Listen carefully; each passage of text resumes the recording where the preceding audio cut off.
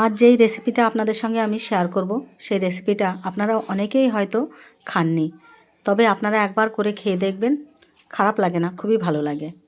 তো আমি এই রেসিপিটা করার জন্য আগের দিন চলে গিয়েছিলাম জমিতে গিয়ে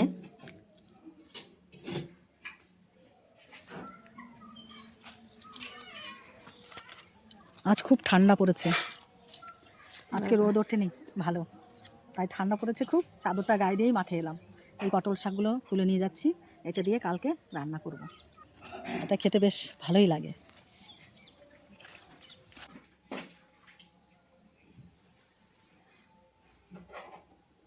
শাকগুলো এনে আমি বেছে ধুয়ে নিয়েছি, একটা আলুও কেটে নিয়েছি।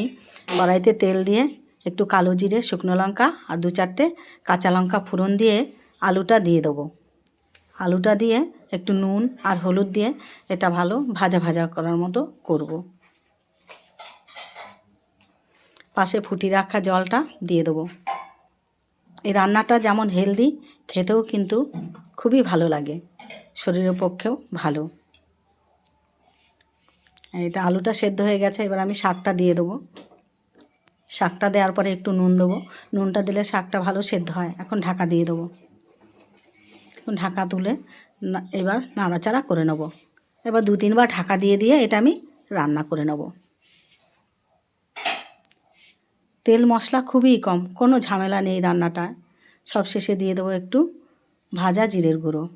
এবার গ্যাসের ফ্লেমটা অফ করে ঢাকা দিয়ে দেবো।